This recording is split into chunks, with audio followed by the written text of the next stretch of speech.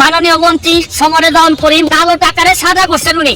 তাও মন্ত্রী হওয়ার আগে 10 তলা একটা বাড়ি আছে ওনার, যেটা নির্মাণ ব্যয় হয়েছে 15 কোটি টাকা। তোপখানা রোডে 2টি অফিস স্পেস, তারপর হচ্ছে গিয়ে জমি হচ্ছে গিয়ে অনেক অসংখ্য জমির মালিক।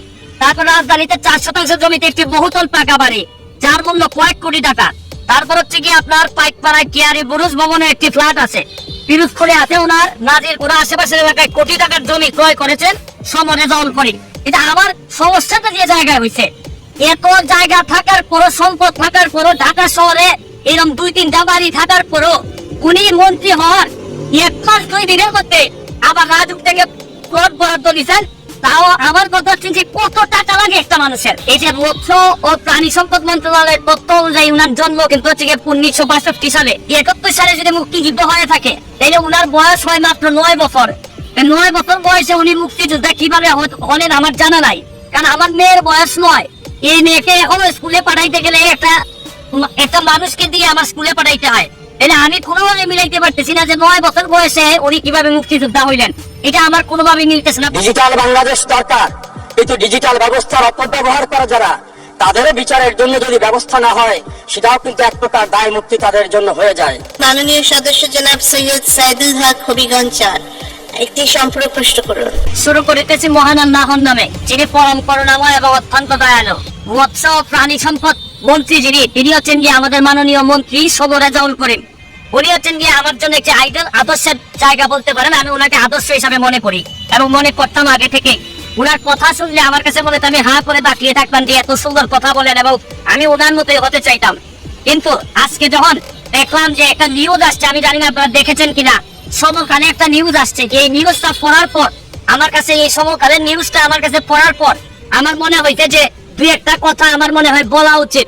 কারণ আমি একটা কথা যে একটা বিশ্বাস করি যে আমি বঙ্গবন্ধুর সৈনিক, যেখানে দুর্নীতির কোনো গন্ধ পাই, যেখানে মানে মানুষের টাকা বা মানুষের টাকা নষ্ট হয় এরকম জিনিস পাই, আমি তারাই যাই, জীবনের যত ঝুঁকি থাকুক তা কেন।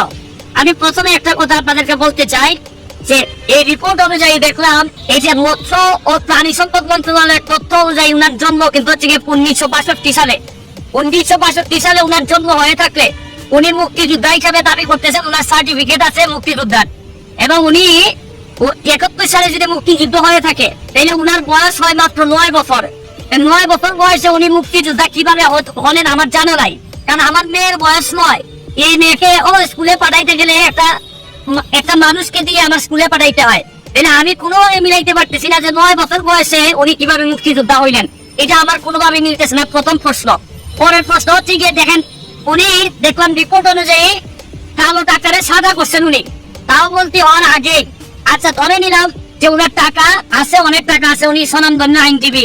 এখন কালো টাকারে যিনি সাদা করেন, তার পক্ষে কিন্তু উনার মন্ত্রণালয়ে যত মানুষ দুর্নীতিবাজ আছে, যারা কালো টাকার মালিক, তাদেরকে তো নৈতিক ভাবে উনি কোনো কথাই বলতে পারবেন না, কারণ উনি নিজেই তো কালো টাকার মালিক ছিলেন, যেটা উনি সাদা করছে এই রিপোর্ট অনুযায়ী এখানে স্পষ্ট আছে। এরপরে আমি আপনাদেরকে আরো জিনিস দেখাইতে চাই। আশ্চর্য লাগে যে একটা মানুষ, উনি নিশ্চয়ই আমাদের চেয়ে অনেক গরিব। ওনার সম্পদের হিসাবটা আমি একটু এখান থেকে আপনাদের কাছে পড়তে চাই যে ওনার হচ্ছে গিয়ে রাজুকের 854 নম্বর দাগে হচ্ছে গিয়ে 10 তলা একটা বাড়ি আছে ওনার, যেটার নির্মাণ ব্যয় হয়েছে 15 কোটি টাকা। তোপখানা রোডে ওনার হচ্ছে গিয়ে 2টি অফিস স্পেস, তারপর হচ্ছে গিয়ে জমি হচ্ছে গিয়ে অনেক অসংখ্য জমির মালিক। তারপর রাজধানীতে 4 শতাংশ জমিতে একটি বহুতল পাকা বাড়ি, যার মূল্য কয়েক কোটি টাকা। তারপর হচ্ছে গিয়ে আপনার পাইকপাড়ায় কেয়ারি বুরুজ ভবনে একটি ফ্ল্যাট আছে।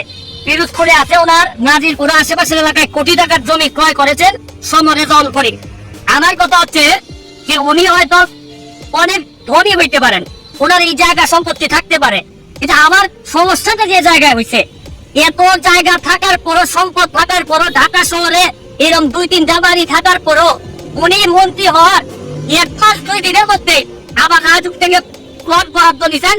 তাও আমার কথা হচ্ছে যে কত টাকা লাগে একটা মানুষের, কত টাকা হইলে মানে এটা তো ঠিক এই বরাদ্দ তো নিবে যারা হচ্ছে গিয়ে ধরেন হয়তো দেয়নি, উনি কিছু করেন নাই, কিন্তু এত জায়গা সব তুলে থাকার পরে একটা মানুষের আবার এই জায়গা নিতে হয়। এই যে আমার কাছে মনে হয়েছে যে এটা কঠিন বাস্তবতা। আমি এই রিপোর্টটা এখনো বিশ্বাস করতে চাই না, কারণ উনি এখনো আমার আইডল। আমি মনে করি উনার যেভাবে উনি কথা বলেন আমি এখনো বিশ্বাস করতে চাই। আমি বিশ্বাস করি উনি এই সমকালে যতগুলা লেখা আসছে এইটার একটা প্রতিবাদ দিবেন অথবা এদের বিরুদ্ধে মামলা করবেন যদি এই কথাগুলো সত্যি হয়ে না থাকে। আর যদি সত্যি হয়ে থাকে তাইলে আর বলার অপেক্ষা রাখে না যে আপনার মতো লোকরাও যদি এই ধরনের বিতর্কিত হন, তাইলে বঙ্গবন্ধু কন্যা কাদেরকে দিয়ে দেশ চালাবেন? সব মানুষ যদি মস্তের কাতারে চলে যায়, তাহলে বঙ্গবন্ধু কন্যা কাদেরকে দিয়ে দেশ চালাবেন? এত কষ্ট করেন উনি, দিনে রাতে জীবনের ঝুঁকি নিয়ে বাংলাদেশটাকে সামনের দিকে এগিয়ে নিয়ে যাচ্ছেন। আর আমাদের মতো লোকগুলা যদি এইভাবে আমরা বিতর্কিত হয়ে যাই, আমাদের যদি এত সম্পদ দরকার হয়, তাহলে কোনোভাবেই বঙ্গবন্ধু সীমারভাবে আমরা পৌঁছাইতে পারবো না।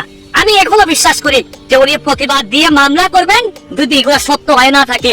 আর বিশেষ করে মুক্তিযোদ্ধার বিষয়টা, উনি যদি প্রকৃত অর্থে হয় উনি মুক্তিযোদ্ধা হিসেবে সঠিক কিনা উনি প্রমাণ করবেন, নাইলে উনার জন্মসাল ঠিক কিনা এটা উনাকেই প্রমাণ করতে হবে। আর নাইলে মুক্তিযোদ্ধা এবং মুক্তিযোদ্ধাদের মতো এই একটি সম্মানিত জিনিস দিয়ে উনি যদি কোনো কিছু করে থাকেন, এটা আমাদের জন্য চরম দুর্ভাগ্য হবে।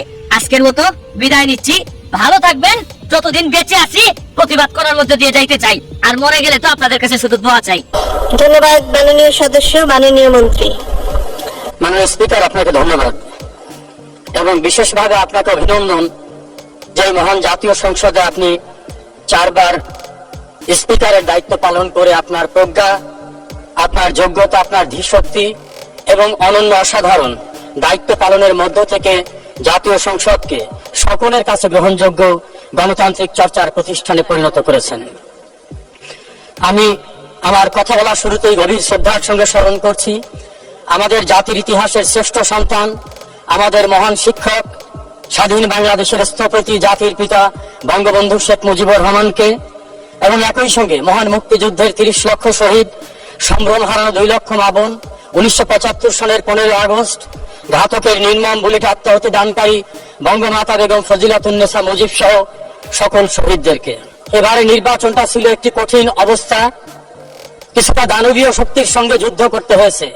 তবে সাধারণ মানুষের ভালোবাসায় আমি নির্বাচিত হয়ে আসার সুযোগ পেয়েছি, সেজন্য আমার গভীর কৃতজ্ঞতা আমার নির্বাচনী এলাকার সকল মানুষের কাছে। মাননীয় প্রধানমন্ত্রী শেখ হাসিনার নেতৃত্বে যদি গণতান্ত্রিক প্রক্রিয়াকে সুসংহত করার জন্য নির্বাচন অনুষ্ঠিত না হতো, তাহলে বাংলাদেশের সাংবিধানিক শূন্যতা দেখা দিত। বাংলাদেশ আজ বিশ্বের কাছে উন্নয়নের রোল মডেল। আজ বাংলাদেশে কেউ অপরাধ করে দাম্ভিকতার সঙ্গে বলতে পারে না আমি অপরাধ করেছি, কেউ কিছু আমাকে করতে পারবে না। আমার বিশ্বাস এই ধারাকে অব্যাহত রাখতে বাংলাদেশের মানুষের আশা আকাঙ্ক্ষার একমাত্র আশ্রয়স্থল শেখ হাসিনা।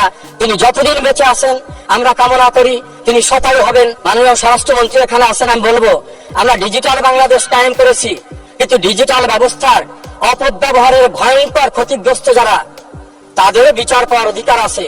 আমি একটি মামলায় মাননীয় স্বরাষ্ট্রমন্ত্রীর কাছে বারবার গিয়েছি, পুলিশের সংশ্লিষ্ট কর্তৃপক্ষের কাছে গেছি। আসামিরা স্বীকারোক্তি করার মামলায় 3 বছরের চার্জশিট দেওয়া হয় না। এই অজুহাতে আসামিরা জেলখানা থেকে বের হয়ে যাচ্ছে। ডিজিটাল বাংলাদেশ দরকার, কিন্তু ডিজিটাল ব্যবস্থার অপব্যবহার করে যারা, তাদের বিচারের জন্য যদি ব্যবস্থা না হয়, সেটাও কিন্তু এক প্রকার দায় মুক্তি তাদের জন্য হয়ে যায়। আশা করি এই বিষয়গুলো সংশ্লিষ্ট যারা আছে তারা গুরুত্বের সঙ্গে বিবেচনা করবেন। মাননীয় স্পিকার, আপনাকে অনেক অনেক ধন্যবাদ। জয় বাংলা, জয় বঙ্গবন্ধু, বাংলাদেশ চিরজীবী। দেখলেন দর্শক, মৎস্য ও প্রাণী সম্পদ মন্ত্রী সমরেজাউল করিমকে কিভাবে ধোলাই করলেন ব্যারিস্টার সুমন। যেখানে অন্যায় দুর্নীতি সেখানেই ব্যারিস্টার সুমন ভাইয়ের সাহসী প্রতিবাদ। এই রেজাউল করিম কোটি কোটি টাকা লুটপাট করেছে এবং ভুয়া মুক্তিযোদ্ধার পরিচয় দিয়ে কোটি কোটি টাকা হাতিয়ে নিচ্ছে সরকারের কাছ থেকে, কিন্তু তার বিরুদ্ধে কেউ কথা বলার সাহস পায় না, কারণ তিনি মৎস্য ও প্রাণী সম্পদ মন্ত্রী। যে কোনো সময় যে কোনো মানুষকে ঘুম করে ফেলতে পারেন তিনি। কিন্তু দেখুন, বাংলাদেশ একজন সাহসী বীর পুরুষের জন্য হয়েছে, যে কিনা এসব এমপি মন্ত্রীদের কোন পাত্তাই দেন না। সকল এমপি মন্ত্রীদের চুরি দুর্নীতি তিনি সাহসিকতার সহিত ফাঁস করে দেন। তাই তো তাকে এখন বাংলার ফাটাকেষ্ট বলা হয়। তিনি আর কেউ নন, তিনি আমাদের সকলের প্রিয় ব্যারিস্টার সুমন ভাই।